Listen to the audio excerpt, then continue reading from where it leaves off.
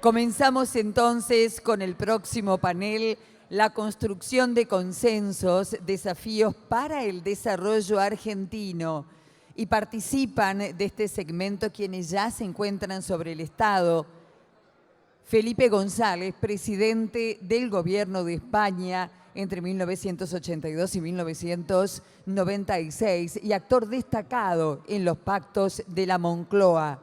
La entrevista estará a cargo de Jorge Fontevecchia, presidente y CEO de Perfil Network, periodista y cofundador de Editorial Perfil. Muchísimas gracias.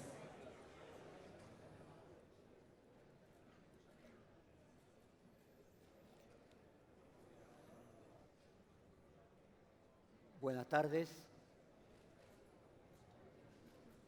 Si se acomodan, así podemos comenzar y recuperar el tiempo que llevamos de retraso. Muchas gracias.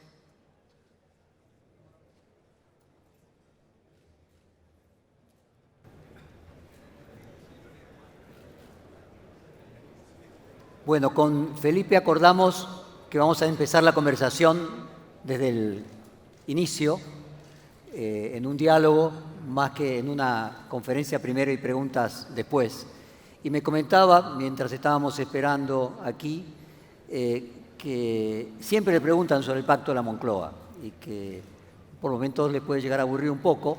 Yo le explicaba la desesperación que hay en la Argentina en este momento por encontrar alguna idea de salida. Y me parece que sería bueno, más allá de que sea lo que más lo aburre, comenzar por allí, haciendo una introducción de que el Pacto de la Moncloa se hace años antes. Tengo un problema de... ¿Tienes un problema para oírte o escucharte? Me pongo más cerca tuyo, entonces. Así.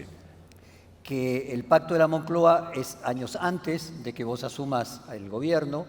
España tiene una inflación de 27%, no muy distinta de la que teníamos nosotros hace apenas un par de años, y que, bueno, fue la base para la construcción de esta nueva España, pero no fue ella sola la solución, y que a lo mejor acá en la Argentina se ponen demasiadas expectativas en que si nos ponemos de acuerdo las cosas se solucionan, mientras que el Pacto de la Moncloa fue el primer paso en muchos otros.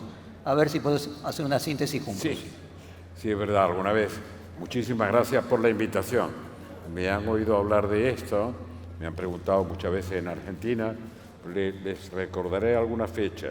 En la transmisión de mando de Alfonsín Menem, me preguntaban por los pactos de la Moncloa con una inflación que era un poco mayor en aquel momento. Y después me volvían a preguntar por hablar de periodos históricos, la crisis del gobierno de la Rúa. Por tanto, sí, lo he oído muchas veces.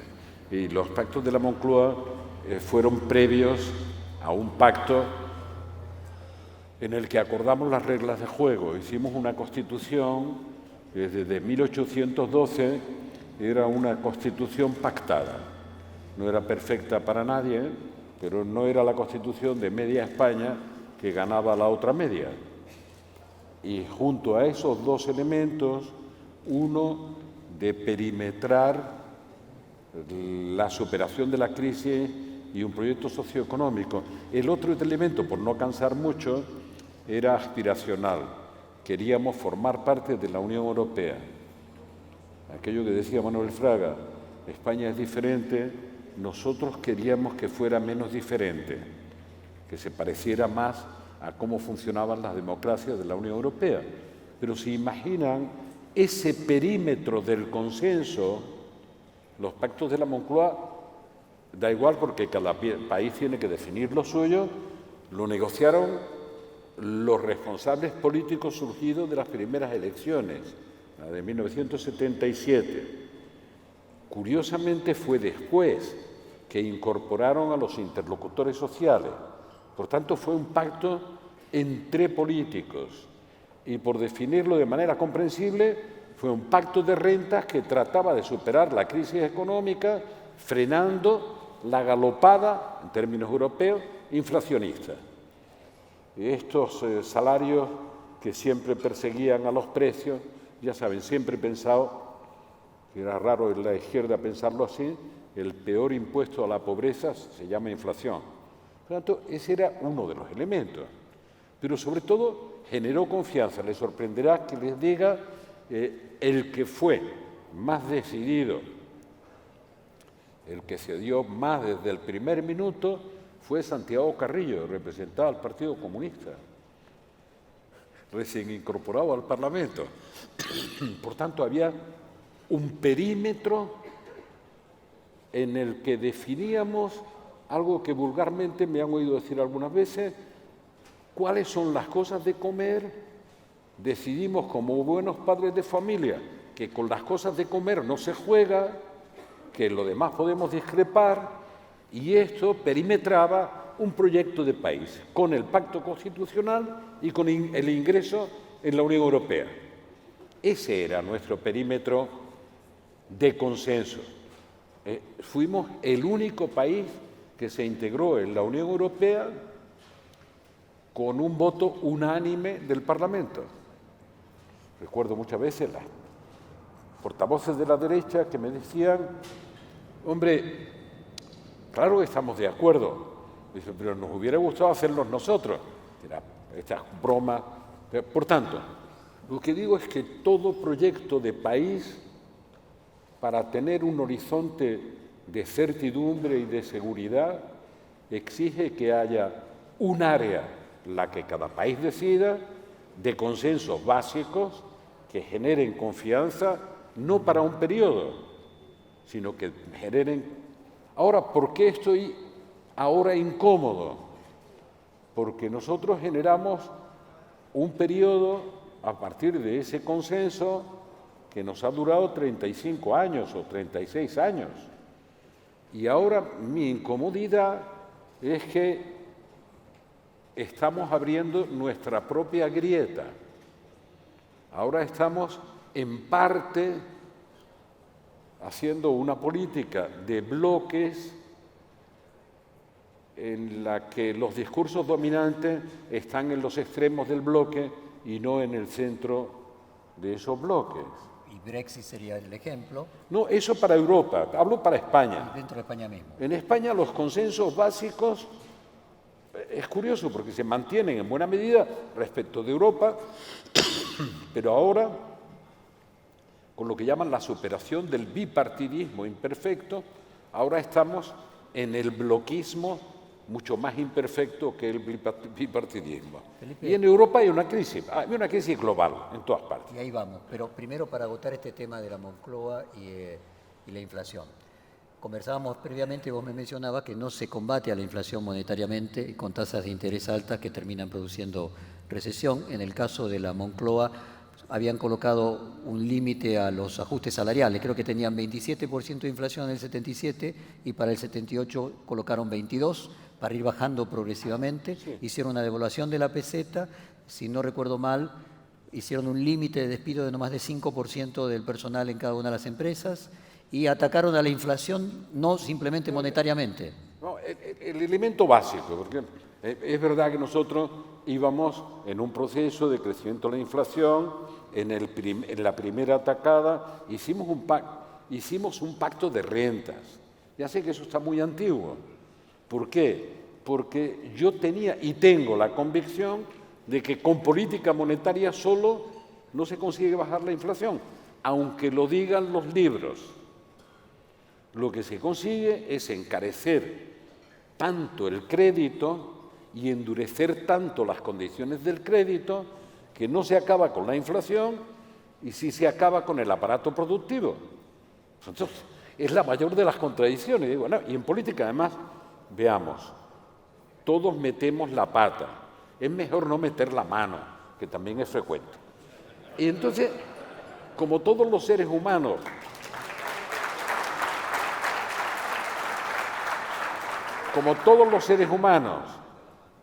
metemos la pata, muchas veces. Yo lo único que pido es que cuando se meta la pata se saque rápido, que no se empeñe uno en demostrar que la pata estaba bien metida. Pues entonces no hay manera de rectificar. Entonces no se arregla con política monetaria. Yo cuando pienso en Argentina, y créanme, pienso muchas veces en Argentina, no solo vengo en momentos de crisis, vengo en otros periodos en los que parece que otra vez remontamos. No, pero siempre pienso en los mismos términos, ¿no? Es decir, claro, un horizonte, proyecto de país despejado, pactado, consensuado, en elementos básicos, no lo digo yo, lo tienen que decidir los interlocutores argentinos, pero no para un periodo, sino para varios periodos, incluidas las alternancias, cambian el destino histórico de este país. Y lo pienso cada vez que vengo, digo, bueno, ¿cómo es posible que no exista ese, o no se dé ese paso? De nuevo, como es natural, ¿no? De nuevo, hay un proceso de cambio. Aprendí hace mucho tiempo que gobernar es administrar expectativas.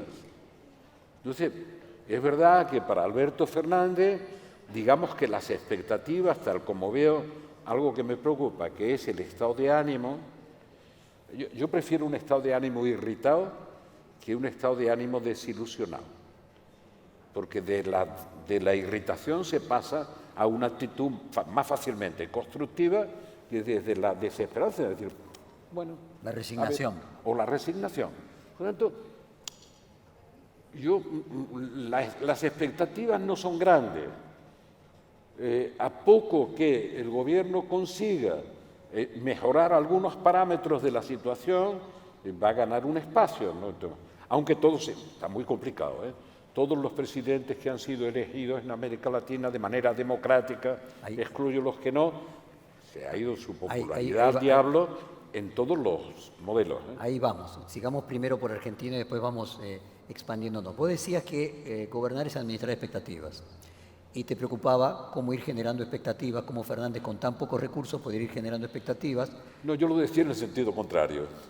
¿Cómo sería? Pues normalmente uno llega al gobierno y las expectativas son mucho mayores que la otra cosa, que es la limitación de gobernar. Uno administra expectativas con recursos que siempre son menores, escasos, aunque no sean tan escasos como la situación actual aquí. Pero los recursos son siempre menores que lo que uno desea hacer. Ahora hay un tamaño de la relación entre los recursos y las expectativas. Yo le comentaba que en el caso de Macri uno de los problemas que nosotros tuvimos es que la devaluación de la moneda fue consecuencia de una devaluación de la palabra, que se generaba expectativas que no se podían cumplir. Y creo haberte entendido que a vos lo que te preocupaba era que se generaran expectativas de que llegaba Fernández y la gente iba a tener la heladera llena y que dentro de unos meses la gente desilusionada pudiese ver que nuevamente sus expectativas no se corroboraron con la realidad. Yo no creo eso. O sea, yo lo he oído, acabo de llegar y he oído que hay mucha gente que cree que el 11 de diciembre pues, el frigorífico se llenó por arte de magia. Yo creo que no hay, la inmensa mayoría de los ciudadanos y de las ciudadanas argentinas no creen que haya milagros. Por tanto, lo que sí creo es que, en fin, verán, leía un tipo fantástico colombiano, algo que es que la palabra dura más que las piedras. Y hace 3 años estuve recibiendo, esto es lo que pasa cuando uno se pone muy viejo, premio a la democracia ateniense, y veía y me entregaron las obras completas de Aristóteles. Fue una cosa muy bonita y, entre otras cosas, claro, le pusieron el medallón ese y tal, bueno. Y fue en el circo romano de Atenas. Y yo veía las piedras derruidas del circo romano y digo, bueno, las palabras de este hombre han durado más que las piedras. Luego, la palabra tiene una trascendencia enorme. Yo creo que hay que aflorar la palabra con la verdad de uno, que no es la verdad absoluta, para poder autentificar la importancia de la palabra, ¿no? Es decir, hay veces que uno cree, y lo cree buena fe, uno cree que dentro de 6 meses notarán ustedes cómo cambia el país. Y dice, no ha sido en 6 meses, esperemos otros 6 meses. Y a los 6 meses dice, esperemos otros 6 meses. Claro, y a los 2 años o a los 3 años, además ya cuando el discurso de la herencia recibida es que uno es heredero de sí mismo, eso pasa en todos los gobiernos, en todos. Y al cabo de 2 años y medio, en lugar de 6 meses, 6 meses, 6 meses, pues llegamos a Juan Pablo Simeone, partido a partido. si ya no le digo horizonte de, va a ver qué pasa mañana, no, bueno, hay que abrir un horizonte, digo de esperanza, porque este país tiene todos los recursos, España es un país pobre de solemnidad, nuestro único capital es el capital humano, y el capital humano lo hemos, digamos, exportado por razones políticas o por razones económicas, porque la madre patria con frecuencia se convirtió en madrastra para sus hijos y no les daba de comer, los echaba de su seno. Bueno, sabemos mucho de lo que es exportar personas y hemos aprendido en los últimos 4 años, digo, en los últimos 40 años, a exportar bienes, servicios, tecnología, bueno, a aprovechar nuestro capital humano. Pero es que Argentina tiene capital humano, tiene recursos, tiene absolutamente todo. Le falta una pequeña cosa, me da igual que sea esta transición, que la otra o que la anterior, ponerse de acuerdo en un perímetro de consenso entre todos. Y en esto no vamos a discutir. Volvamos entonces al 77. Aquí se dice que a Alberto Fernández le gustaría ser Felipe González, ser el presidente que lleva a la Argentina hacia su desarrollo y su crecimiento. Pero la pregunta es, ¿su tarea tendría que ser Adolfo Suárez, ser Calvo Sotelo o ser Felipe González? ¿Es necesario para que llegue Felipe González que haya primero estos que te precedieron? No, si quiere meter en una coctelera, Calvo Sotelo estuvo entre la dimisión de Adolfo Suárez. Exacto. Y cuando Esencialmente Adolfo Suárez. Con mayoría. Quiero decirles algo que de verdad siempre me preocupa, ¿no? Cuando yo llegué al gobierno había habido una campaña previa en la que se decía que si ganábamos, realmente ganamos, con 202 diputados de 350, yo iba a expropiar hasta la tierra de las macetas. Y fue el primer gobierno que no nacionalizó ninguna empresa, al contrario, empezó a privatizar. Y no por razones ideológicas, sino porque se venían nacionalizando o metiendo en un hospital de enfermos terminales a las empresas privadas fracasadas y se fue metiendo en el Instituto Nacional de Industria. Yo dije que no, había algunas cosas que entendía todo el mundo. Por ejemplo, cuando tuvimos que vender la SEAT, que se la quedó hasta hoy Volkswagen, y que espero que algunos actos de los independentistas irredentos catalanes no la saquen de allí, ¿no? Pero bueno, vendimos la SEAT y la vendimos por menos 80.000 millones de pesetas. En velocidad de crucero perdíamos 40.000 al año. Y yo le explicaba a los ciudadanos que no comprendían que un gobierno de izquierda vendiera una empresa pública, decía, miren, estamos vendiendo pérdidas. Pero además de vender pérdidas, tengo la convicción de que es mejor que el gobierno haga carreteras y que los que saben hacer coche hagan coche para que pasen por las carreteras. Así que vamos a invertir la cosa. Hagamos carreteras, hagamos infraestructura, eliminemos cuellos de botella y ahora hay que hacerlo con una cooperación público-privada, olvídense. Ahora no va a haber recursos para que lo haga solo el Estado, sea cual sea la fiscalidad que se adopte. Felipe, también me contabas que te tocó ser presidente y tener en Alemania, no a un gobierno socialista, sino a la socialdemocracia.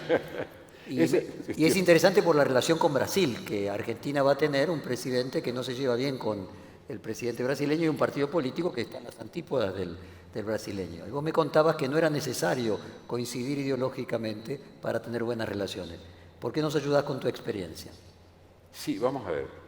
Si uno cree que puede llevar adelante un proceso de integración regional, que a mí me parece fundamental, el multilateralismo organizado en regiones que acojan por lo menos una masa crítica razonable para esta pelea del mundo globalizado, me parece el regionalismo abierto, le llamo, me parece importante. Pero si uno cree que se puede construir la región ideológicamente, está muerto. Esto no es verdad. Yo me llevé casi 14 años en el gobierno y nunca tenía un interlocutor del Partido Socialdemócrata en Alemania.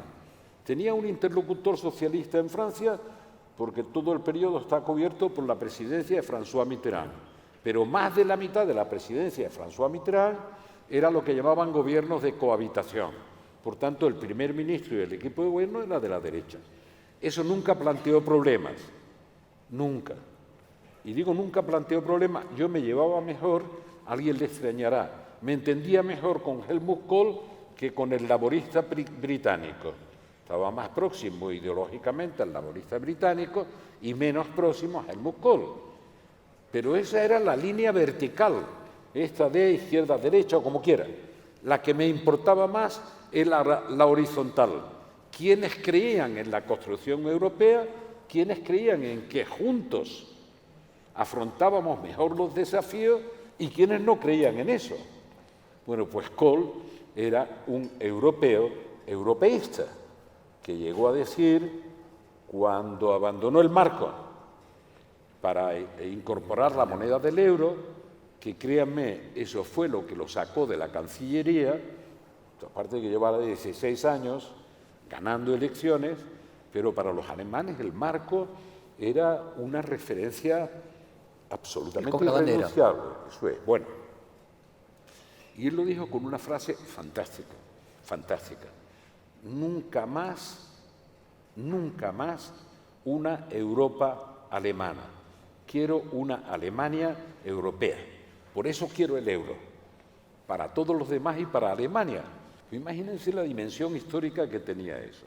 Tanto me entendía con Helmut Kohl, naturalmente, porque los dos creíamos, con las discrepancias lógicas, que la construcción europea, ahora que está en crisis con el Brexit, con Salvini, con Le Pen, etcétera, o con el independentismo catalán o esto, que la construcción europea, si no se hubiera hecho, empezó hace 70 años con el Consejo de Europa y después Tratado del Carbón y del Acero, Tratado de Roma, el Euratom, etcétera. Si entonces no se hubiera hecho, ahora deberíamos intentar hacerlo, porque no significamos nada en la globalización separados. Bueno, ojalá Bolsonaro sea como Helmut Kohl. Ahora vos fíjate, Helmut Kohl estuvo 16 años, vos 13 años y medio. ¿Hoy serían posibles liderazgos? ¿La sociedad podría esperar a un presidente o un jefe de Estado tantos años? La media europea, cuando yo salí del gobierno, eran 7 años de permanencia. Era una media bastante estable. Pero hablo de sistemas parlamentarios, donde el presidente del gobierno lo elige el Parlamento, no el ciudadano directamente. Bueno, aquí tendríamos elecciones cada 6 meses. Esa es la otra parte del problema. No solo cada 6 meses o cada año. Es que aquí los periodos electorales son infinitos. ¿Viste? En España el periodo electoral, es verdad que siempre hay un pre-periodo. El periodo electoral es de 15 días. Claro, lo alargamos con la pre-campaña hasta 30 días. Hombre, y ahora que votamos todos los años, desde hace 4 o 5 años, pues sí da la sensación de que estamos votando todo el tiempo. Si es que te digo una cosa que los españoles no saben. A ver. Dicen, ¿no lo saben? Pues no. Hace pocos días la recordaba en público, la gente se choca. La estabilidad política a partir de la Constitución del 78 o de los pactos posteriores a la dictadura, la estabilidad política que ha vivido España es no la regla, sino la excepción en su historia. Es una anomalía. Todo el mundo lo ve con una gran preocupación, empezando por mí, claro. Pues, hombre, es verdad que como no me dejaba votar el franquismo, por muchas veces que me lleven a votar no voy a recuperar el tiempo que perdí. Así que voy a ir a las urnas cada vez que me llamen. Pero observen una cosa que les digo que nadie sabe. En 1834, se crea el Consejo de Ministros en España, por tanto hay un presidente del Consejo de Ministros. Excluyan los periodos de dictadura, en que eso no se discutía, ni se puede apreciar la estabilidad, ¿no? Porque es, digamos, la paz de los cementerios, hay que aguantar. En los periodos no dictatoriales, la media de permanencia de los presidentes del Consejo no superaba los 9 meses. Así que yo cuando llegué, y me llevé 13 años y medio, rompí todos los parámetros históricos. Y el segundo fue Aznar, que llevó 8 años. Y ahora aquí en Sudamérica, habrás visto que estamos un poco convulsionados y venimos de un periodo de que hubo 12 años de kirchnerismo, 12 años de gobierno del Partido de los Trabajadores, Evo Morales intentaba pasar por 14 años y pareciera que las sociedades son más impacientes independientemente de que sean de derecha o de izquierda. Tenemos en Colombia, en Bolivia, en Chile, grandes incidentes en Ecuador. ¿Cuál es tu lectura de lo que está pasando en Latinoamérica? ¿Es comparable con lo que está pasando también en Cataluña o en Hong Kong o en Irán? Probablemente hay causas diferenciadas y problemas que son comunes. Ahora, el carácter inmediato de la información, la velocidad de crucero de la información, nos da la sensación de que es la causa y además es la imagen de que todo el mundo está movilizado y ardiendo. Pero si se acuerdan, bueno, no se acuerdan, ¿cómo te vas a acordar tú, Jorge? Pero los que son de mi generación, si se acuerdan del 68, en el 68 estalló una crisis en la Universidad de California, bueno, la revuelta, todos decían la guerra del Vietnam, las protestas, pero claro, en Francia, con De Gaulle, estalló el Mayo francés del 68, y en Checoslovaquia, contra el régimen comunista, la primavera de Praga. Y para que no faltara nadie en el modelo, en México, con lo que llamaban la dictadura perfecta del PRI, estalló Tlatelolco. Por tanto, hubo una movilización global, y la movilización era antisistema, fuera cual fuera el sistema, y se incluía el sistema comunista. Exacto. Y ahora tenemos lo que me describe de América Latina, pero tenemos a los chalecos amarillos en Francia. Y Hong Kong. Hong Kong. Eso es. Y en España tenemos una cosa que es un oxímoron. Hay una movilización con brotes de violencia en Cataluña que se llama tsunami democrático. Tsunami democrático literalmente sería destrucción democrática.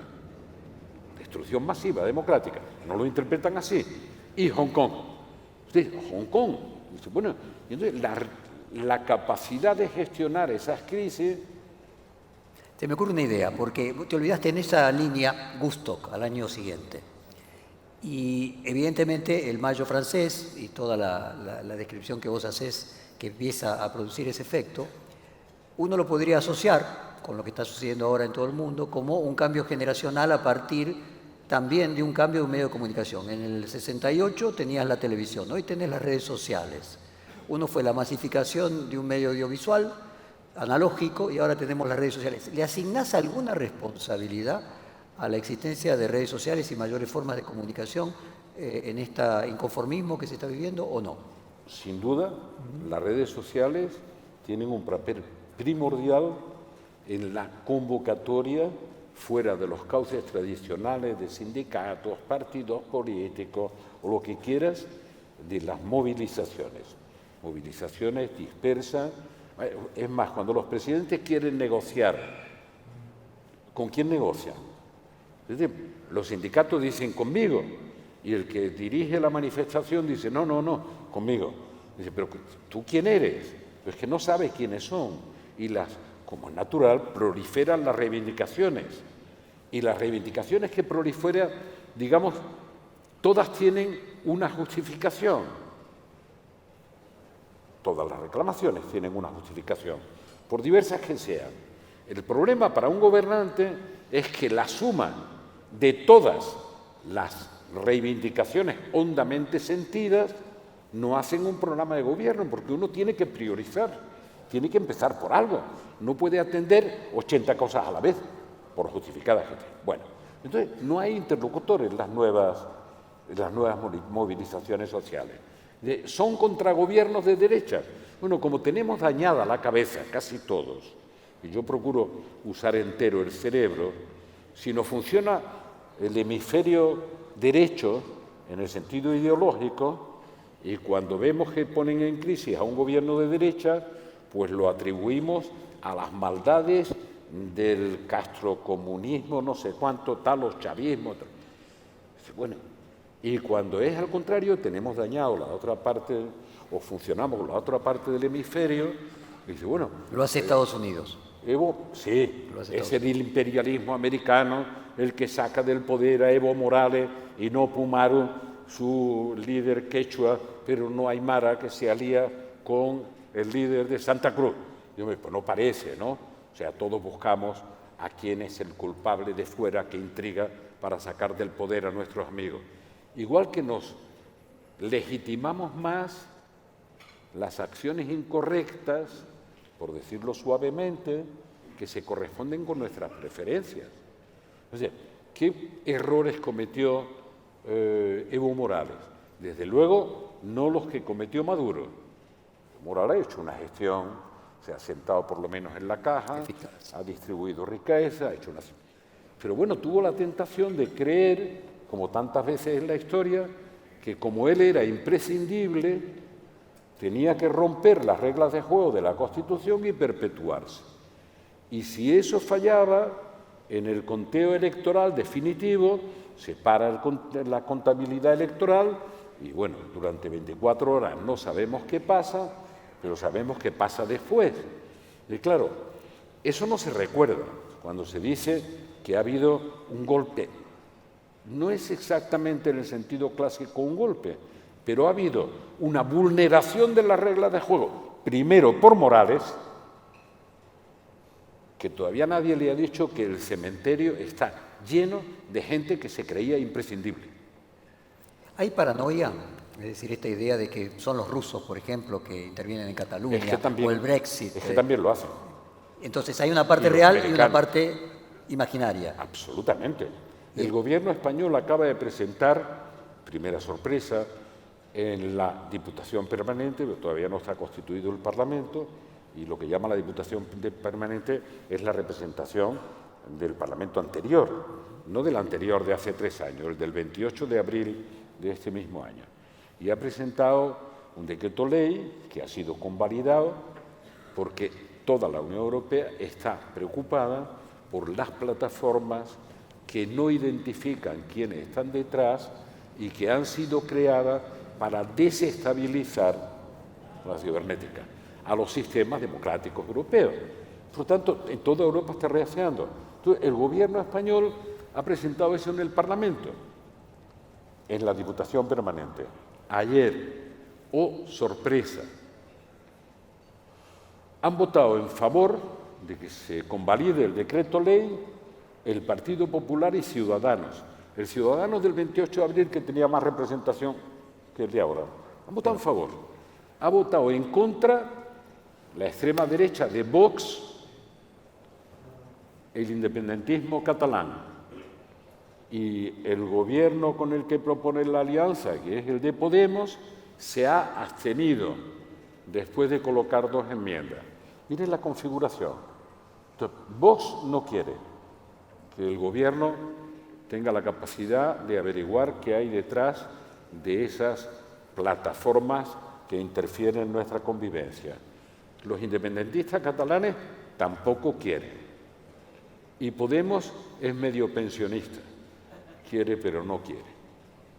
Por tanto, otro efecto de lo que pudiéramos llamar... Hombre, yo creo honradamente que Rusia no está apoyando a Vox. Creo honradamente. Tampoco me resultaría tan extraño, ¿no? Lo que vos planteás es que hay una parte de realidad y otra parte ficcional, y en esa construcción de las expectativas, otro elemento que se analiza dentro de Latinoamérica es la palabra lawfare.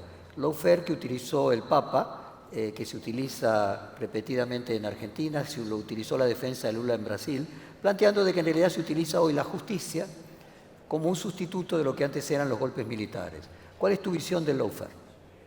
Esta mañana me parece que era Malamud quien decía, es muy interesante, hace tiempo que he abierto eso, ya no hay golpes de Estado, pero hay una vuelta de los militares a la política en América Latina. No golpes de Estado militares, pero si vemos a Lenín Moreno con las marchas que tenía delante, aparece con el Estado Mayor detrás. Si vemos a Vizcarra disolviendo el Parlamento, aparece con el Estado Mayor detrás. Y pare usted de contar. Evo Morales, el único empleado público que se jubilaba en Bolivia con la totalidad del sueldo del último mes de servicio, era el empleado público militar. El resto no. La policía se cabreó un poco porque ellos no tenían el mismo tratamiento. Parece que se ha notado. Por lo tanto, hay una vuelta a los militares. No digo por eso. Bolsonaro tiene un Bolsonaro vicepresidente lo militar. tiene dentro, claro. Hay con el vicepresidente. Incluso tenemos que agradecer que el vicepresidente Morao sea... Más sensato que él. Bueno, entre otras cosas, estuvo varios años en Caracas en el tiempo de Chávez, ¿no? Por tanto, digamos que conoce el paño un poco más directamente que el resto del mundo. Por tanto, ¿en qué consiste la vuelta? ¿Por qué hay detrás de eso? Porque los gobiernos democráticos, que son los únicos que nos permiten convivir a largo plazo en paz, sin cometer el error de creer que la democracia garantiza el buen gobierno. No, lo que garantiza es que echamos al gobierno que no nos gusta. Y como a los políticos no nos gusta que nos echen, a largo plazo mejoramos nuestras prestaciones para que no nos echen. Pero la democracia sirve exactamente para eso. No es responsable del mal gobierno. Es que es muy duro lo que está pasando porque los gobiernos democráticos de América Latina no han querido asumir, y ojalá ahora lo asuman, que la seguridad, y hablo de la seguridad física, además de la seguridad jurídica, es hermana siamesa de la libertad, que uno no se siente libre si no se siente seguro, y que el primer servicio público que justifica la existencia del Estado es que preste seguridad a los ciudadanos. La idea de Hobbes, del Leviatán, de que si vos no Ni podés... siquiera. ¿Por qué? Digamos que hace 4.500 años, cuando se crean las primeras ciudades en el valle del Éufrates, para proteger a las caravanas de los negociantes que no podían parar en medio del desierto porque las asaltaban. Entonces se crean una mini autoridad con el objetivo de garantizar la tranquilidad de esa ruta comercial. Nos cuesta trabajo reconocerlo, pero es así. Y era un poco antes que esa filosofía. Y el lawfare y el hecho de que sea exactamente, y el hecho de que puedan ser los jueces el equivalente a lo que fue el Plan Cóndor en otra época, que para disciplinar a los gobiernos progresistas en toda la región utilicen, o lo contrario, exactamente, porque de hecho en Brasil no solamente Lula ayer fue por segunda vez condenado a 17 años, ya no por su departamento en Santos, frente al mar, sino por su casa de campo en Ataíba, nuevamente por un tribunal de alzada, o sea, ya tiene dos condenas que nada tienen que ver con Moro. Pero al mismo tiempo en Brasil vos tenés que estar condenado el candidato que compitió con Dilma en el balotaje y el presidente Temer, que supuestamente es el que le hizo el golpe a Dilma. Claramente no es un tema de una sola ideología. Hay unos cuantos. Exactamente, pero quería conocer tu opinión respecto del ingreso de la justicia a la política, a través de los cambios que puede producir en el esquema político. Veamos, uno,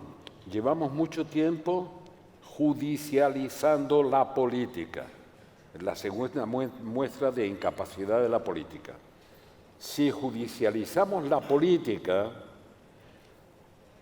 al final de este proceso es inevitable que la justicia se politice. Si encargamos a los jueces que resuelvan nuestras disputas partidarias, terminarán por hacer política directamente, ¿no? En cada caso es distinto. Por ejemplo, en el caso de Lula, él hizo una ley en 2010 de ficha limpia, que se llamó de ficha limpia, que es la que ahora está padeciendo para su inhabilitación. Entonces, antes de que acabara el proceso y por tanto que se declarara culpabilidad o inocencia, en la segunda instancia, siendo la primera, a mi juicio, aberrante, porque un juez instructor no puede ser un juez juzgador, instruye y cede para que juzguen otros. Por tanto, a mi juicio, ha habido bastantes problemas en la primera condena. no solo en la primera, También en la segunda. en algo que deberíamos considerar con equilibrio. Y en España lo sufro. Nuestra Constitución es garantista. Y me parece bien porque soy un demócrata. Y a pesar de lo que les dije antes, no es contradictorio que les diga, siempre como demócrata preferiré que haya 5 culpables en la calle que un inocente preso. Bien lo que les digo. Ahora, ¿qué nos hemos inventado? Una cosa muy rara que nos está descomponiendo a todos. Nos hemos inventado que la democracia está por encima de la ley o de la Constitución. No que la democracia puede cambiar la Constitución o la ley, no, que está por encima. Y judicialmente, eso ya lo hicieron los italianos hace mucho tiempo, pues los italianos siempre han sido maravillosos conceptualizando, ya a la hora de ejecutar ya, pero conceptualizando. ¿Recuerdan la teoría del uso alternativo del derecho? Dice, mire, esto es lo que dice la ley, pero claro, yo que tengo que aplicarla, la interpreto alternativamente, en una o en otra dirección. Por lo tanto, hay un problema general, Estamos viviendo cada vez en una situación de anomia, es decir, de falta de respeto a las leyes. A nivel global, Trump acabó con los acuerdos nucleares y lo acabó a golpe de tweets. Acabó con los acuerdos comerciales, rechaza los acuerdos climáticos, mata de inanición a la Organización Mundial de Comercio. Así que globalmente estamos perdiendo la normatividad que te da una cierta previsibilidad en las relaciones internacionales. Y aguas abajo se reproduce. Regionalmente, todas las crisis de las construcciones regionales y nacionalmente, porque se han inventado que la democracia está por encima. En España se dice, hombre, la democracia está por encima de la Constitución. Pero la democracia sirve hasta para cambiar la Constitución, pero no para quebrantarla. Y sobre la corrupción, ¿es un problema en la democracia la corrupción? Es decir, es la forma que es un problema. Y por tu propia experiencia. En la dictadura no es un problema porque por definición es corrupta. ¿Y quién va a reclamarle a la corrupción de la dictadura, no? En la democracia sí. Eso que decía antes es serio, Hombre, meter la pata la metemos todos. Meter la mano no deberíamos meterla, ¿no? Ahora, la generalización de la acusación de corrupción hace que yo tenga 77 años, que siga viviendo de mi trabajo y que todavía siguen diciendo, recuerdo que lo dijeron aquí en Bariloche hace muchos años, que yo me he corrompido y que soy multimillonario. La verdad es que me da más, ahora ya me preocupa más, aguanto mejor que digan esa barbaridad, que la repiten todos los días, que me tomen, como dirían los mexicanos, por pendejo, ¿no? Que sea multimillonario y no disfrute del dinero. Ya eso debe ser una cosa rarísima, ¿no? Debe ser una patología que no es la mía.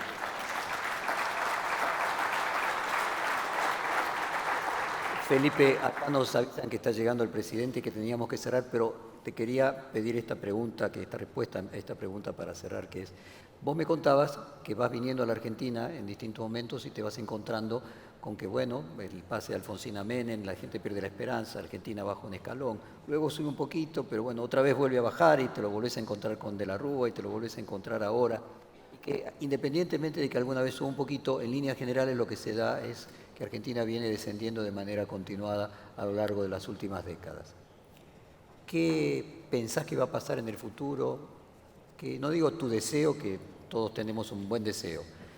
¿Cuál es el futuro que le ves a América Latina? ¿Cómo ves la globalización para un país como la Argentina? Yo tengo una relación irracional con Argentina como con otros países de América Latina, no todos. Digo irracional porque tengo una relación afectiva y por tanto, digamos, hay una parte no racional, más emocional en esa relación. Y siempre he creído, en el 91 lo dije, ahora me cuesta más trabajo decirlo, como si acertamos a tener 10 años de buen gobierno, no de un gobierno de un color o de otro, el destino de Argentina puede cambiar. Ahora, si la gente cree que puede cambiar en un año o en un periodo, no es verdad. 10 es muy poco, pero es que Brasil necesitaría 40 y México 40 para cambiar el destino histórico. Argentina tiene tantos recursos en la dimensión que tiene para cambiarlo en 10 años. Pero, mira, Jorge, hay algo, tú que eres muy analista de la situación, hay dos elementos que podemos analizar. Vivimos un estado de anomia, de falta de respeto a las normas, a las reglas de juego. Y eso es universal, regional y nacional. Peligrosísimo. Por eso destruye la convivencia y los proyectos.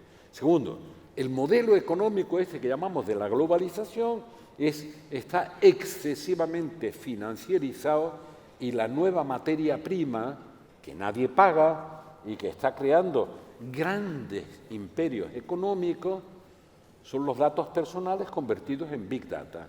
Son de cada uno de nosotros y sumados es la materia prima de los grandes negocios del siglo XXI. El modelo genera desigualdad.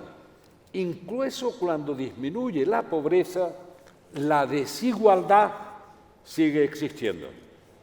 Y parte de la explicación de los movimientos de revuelta es falta de respeto a la ley, incluyo los elementos de corrupción, y la otra, la desigualdad en la distribución del ingreso. Por tanto, una vez más repetiré, ahora esto para mis amigos de la izquierda latinoamericana, que no es que estén sobre representados en esta sala, pero les diré con claridad, creo en el crecimiento con redistribución del ingreso.